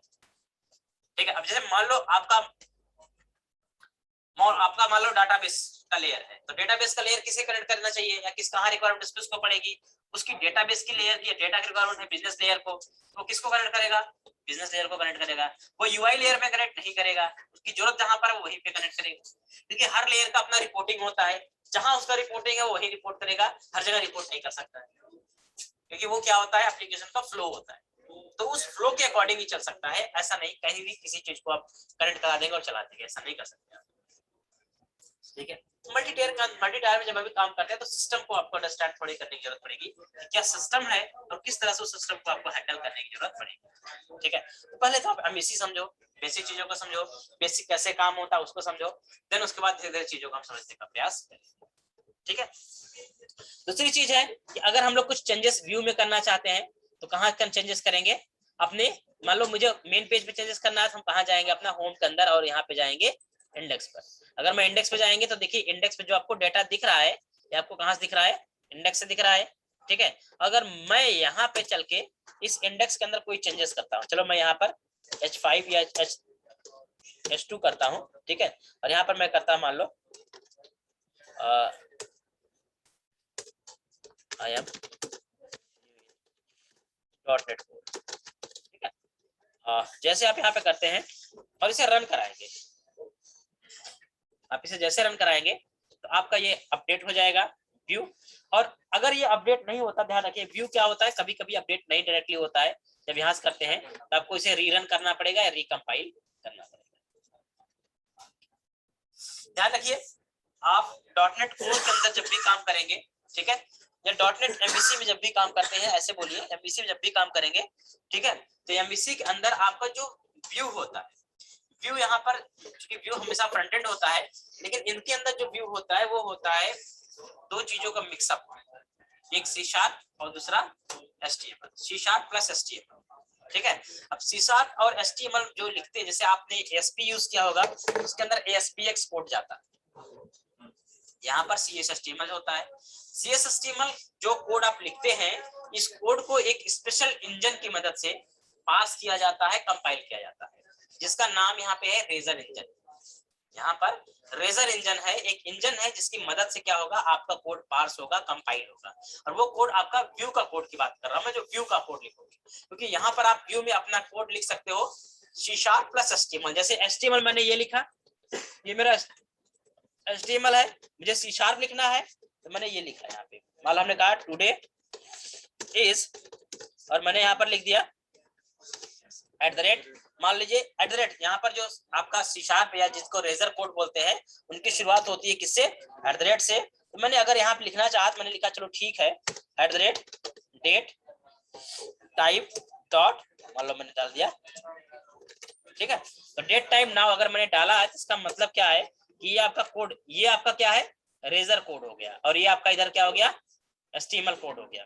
और सबसे अच्छी बात है कि इसके अंदर आपको रेजर और HTML मतलब डायनेमिक स्टैटिक कोड को मिक्स करके राइट करने की फैसिलिटी है, आप मिक्स करके लिखो, और जो डायनेमिक कोड होगा वो कंपाइलर की मदद से कंपाइल होकर के आपका फ्रंट एंड पे आपका आउटपुट दे देगा, जो भी उसका आउटपुट आएगा। और स्टैटिक तो हमेशा एज इट आता है, जैसा आपका होगा वैसे ही आपका वो आउटपुट भी आपको दिखा। ठीक है, तो अगर मैं इसको रन कराता हूँ तो ये आपका स्टैटिक है जो एज इट आएगा, और ये आपका क्या है डायनेमिक जनरेट करेगा with the help of razor engine. Razor engine की मदद से कंपाइल होगा और इसका जो भी आउटपुट होगा आपको विजिबल हो जाएगा थोड़े टाइम। देखिए आपका आउटपुट आ गया, today is whatever the date and time. समझ में? तो बताइए कितना परसेंट तक समझ में आ रहा है और कैसा माहौल फील हो रहा है? बहुत देर आप लोग साइलेंट हो।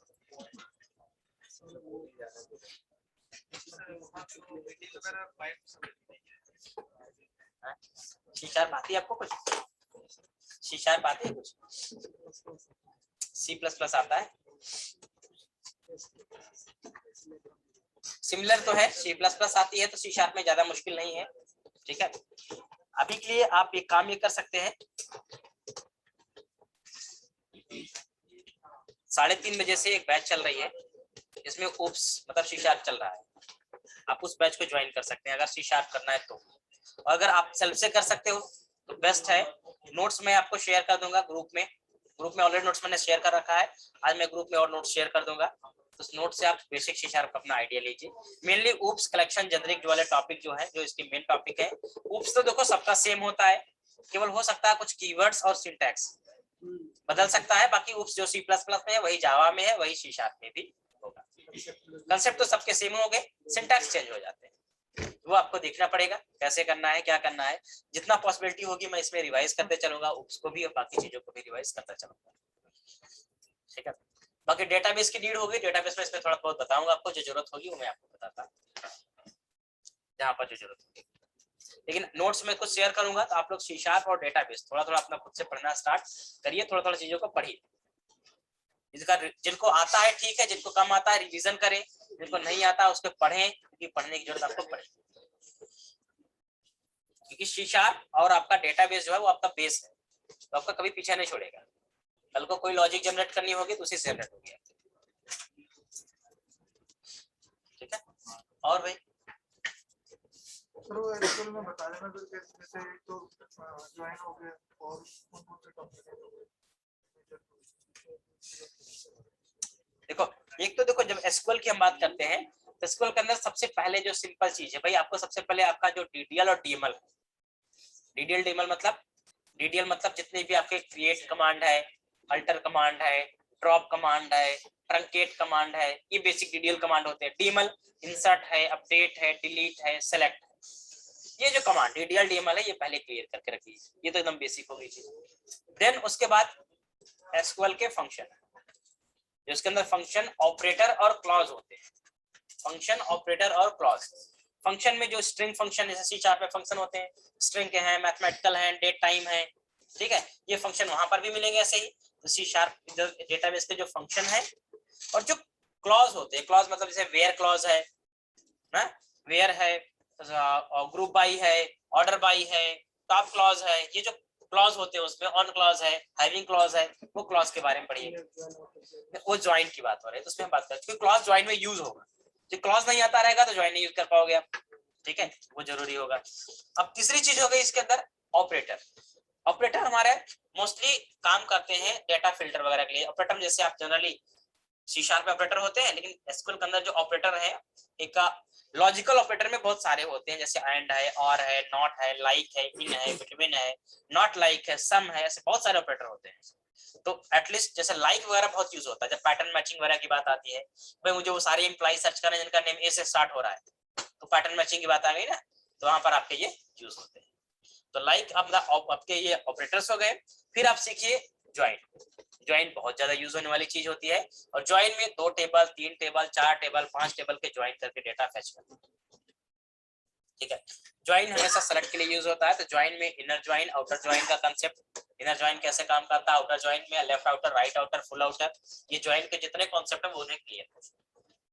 ज्वाइन जब आपका कॉन्सेप्ट क्लियर हो जाए तो थोड़ा सा कॉन्सेप्ट होता है व्यू का, क्योंकि ज्वाइन अगर क्लियर है तो व्यू आपको बहुत इजीली क्लियर हो जाएगा 2 मिनट में, कि व्यू सिंटैक्स होता है और व्यू के अंदर ज्वाइन को ही प्लेस किया जाता है, ज्वाइन डाटा को ही वो प्लेस करता है, तो उसमें कोई दिक्कत आपको नहीं होगी। फिर आप आ जाएंगे TSQL के अंदर, ट्रांजैक्ट SQL मतलब PL-SQL जिसको हम बोलते हैं प्रोग्रामिंग टर्म में, ठीक है।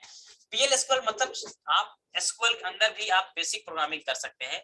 बेसिक प्रोग्रामिंग का मतलब है जैसे आप C# में वेरिएबल डिक्लेयर करते हैं, कंडीशन लगाते हैं, लूप लगाते हैं ना, ये प्रोग्रामिंग में करते हैं, तो वो सारी चीजें आप SQL के अंदर भी परफॉर्म कर सकते हैं। मतलब SQL में भी आप इफ कंडीशन लगा सकते हैं, SQL में आप वेरिएबल डिक्लेयर कर सकते हैं, उसमें आप लूप लगा सकते हैं, ये सारी चीजें कर सकते हैं। तो TSQL के अंदर आप जब TSQL सीखते हैं, बेसिक प्रोग्रामिंग सीख लेते हैं, तो उसकी मदद से आप बनाते हैं स्टोर्ड प्रोसीजर और स्टोर्ड फंक्शन। स्टोर्ड प्रोसीजर और स्टोर्ड फंक्शन जो है वो काफी इंपॉर्टेंट पॉइंट यहाँ पर है, वो आपके लिए बहुत ज्यादा इंपॉर्टेंट है कि जब रियल टाइम में हम काम करते हैं और बहुत सारे केस में जब हमारा डाटा फेच होने में मुश्किल होता है या परफॉर्मेंस स्लो होने लगती है, जैसे कोई मान लो बहुत ह्यूज डाटा है, मान लो कोई 5-6 ज्वाइन लगा के डाटा फेच कर रहे हो आप और मान लो डाटा आपका बहुत ह्यूज है, तो वहां पर आपका लिंक क्यू जो होता है वो लैग करने लगता है, परफॉर्मेंस इशू आ जाता है, फिर वहां पर स्टोर्ड प्रोसीजर एकमात्र ऑप्शन होता है। तो प्रोसीजर बहुत कॉम्प्लेक्स जगहों पर बहुत जगहों पे कॉल होता है और खास करके जब हमें ट्रांजेक्शन परफॉर्म करने होते हैं, जब हमें कमिटेड ट्रांजेक्शन परफॉर्म करने होते हैं वहां पर भी हमें प्रोसीजर की नीड पड़ेगी। तो प्रोसीजर का पार्ट आपका बहुत ज्यादा इंपॉर्टेंट है और वो आप स्ट्रॉन्ग तभी कर सकते हो जब आपका टी एसक्यूएल यानी बेसिक प्रोग्रामिंग एसक्यूएल के अंदर आपको क्लियर होगी, लॉजिक क्लियर होगी। क्योंकि प्रोसीजर क्या होता है, वो सेट ऑफ ट्रांजेक्शन होता है, सेट ऑफ क्वेरीज होता है, जिसमें आप पूरा टी एसक्यूएल पूरा प्रोग्रामिंग पर्सन को यूज करते हैं, तो वो चीज आपकी इंपॉर्टेंट यहाँ पर होगी। इसके बाद आप कुछ पर्सन्स लेफ्ट आपके होते हैं, जैसे कुछ बेसिक पर्सन होंगे, जैसे आपका ट्रिगर हो गया, इंडेक्स है, temporary table, temporary table, trigger और इंडेक्सेस, ये रेयर यूज होते हैं लेकिन फिर भी यूज होते हैं। टेम्परेरी टेबल काफी यूज होती है रिक्वायरमेंट के अकॉर्डिंग, बट ट्रिगर वगैरह कम यूज होते हैं, लेकिन फिर भी आपको कंसेप्चुअली पता होना चाहिए क्योंकि इंटरव्यू में पूछा जाएगा। इंडेक्स पूछे जाते हैं, कर्सर पूछा जाता है, ट्रिगर पूछा जाता है, इन सब के बारे में आपसे पूछा जाता है। तो जो मैं नोट्स भेजूंगा ऑलमोस्ट ये सारी चीजें उसके अंदर रहेंगी, आपको मिल जाएगी, पढ़ने का प्रयास करो, फिर जरूरत के हिसाब से चीजों को देखते रहेंगे कैसे करना क्या क्या करना। हालांकि इसमें हम लिंक क्यू यूज करेंगे, लिंक क्यू में ज्यादातर तो क्वेरी जनरेट हो जाती है, बट फिर भी आपको डेटाबेस की चीजें पता होनी चाहिए, क्योंकि जब प्रोसीजर वाला पोर्शन आएगा तो उसके अंदर आपका डेटाबेस की नॉलेज चाहिए, बिना डेटाबेस के आप काम नहीं कर पाओगे, मुश्किल हो जाएगा। ठीक है, तो ये सारे टॉपिक आपके जो होंगे आपको डेटाबेस से कवर करने पड़ेंगे, उसको क्लियर करने के लिए। और कोई डाउट किसी का? तो कल से हमारा जो काम है, अब हम लोग कल से क्या करेंगे, पहले तो व्यूज, कंट्रोलर और मॉडल पे काम करना सीखेंगे, कैसे व्यू बनाते हैं, कैसे मॉडल बनाते हैं, कैसे कंट्रोलर बनाते हैं, फिर कैसे एक दूसरे के बीच डेटा ट्रांसमिशन करते हैं, डेटा कम्युनिकेशन कैसे करते हैं, फिर डेटाबेस कैसे कनेक्ट कराना है, डेटाबेस हैंडल कैसे करना है। तो स्टेप बाय स्टेप ये सारी चीजें आपको कवर करनी पड़ेगी। ठीक है, तो पहले आप 4-5 क्लास करिए, 4-5 क्लास करने के बाद जैसे बेसिक आइडिया लग जाएगा, बेसिक चीजें आपको आने लगेगी, फिर आपको फिर मैं प्रोजेक्ट का ये दूंगा। अच्छा, एक और चीज है कि एक चीज मैं भूल गया आप लोगों के लिए, वो ये है कि देखो आप बैकएंड डेवलपर हो, आप बैकएंड पे काम करोगे, but you need to be little bit of front end, front end की बेसिक नॉलेज, मतलब basic HTML, basic CSS, basic JavaScript और बेसिक बूटस्ट्रैप, इन चीजों की नॉलेज चाहिए।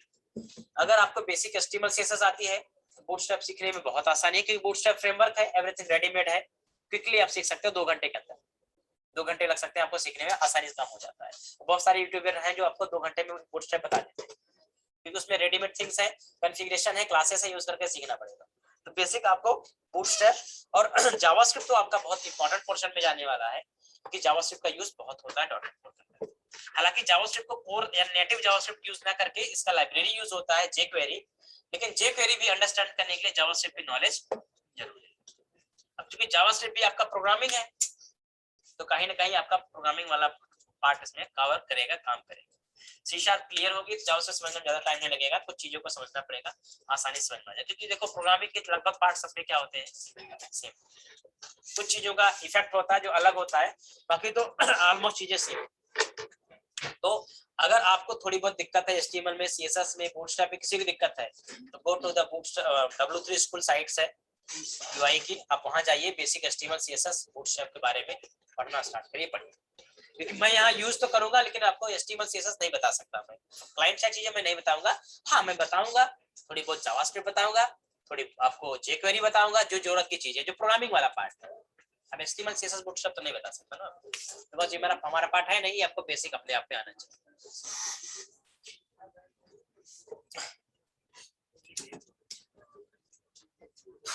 ठीक है सर, जनरिक कलेक्शन में सर एक बार जैसे ऑब्जेक्ट में डाटा डलवाया था, ID, सैलरी, नेम वगैरह डलवाया, फिर जब उसके अंदर सर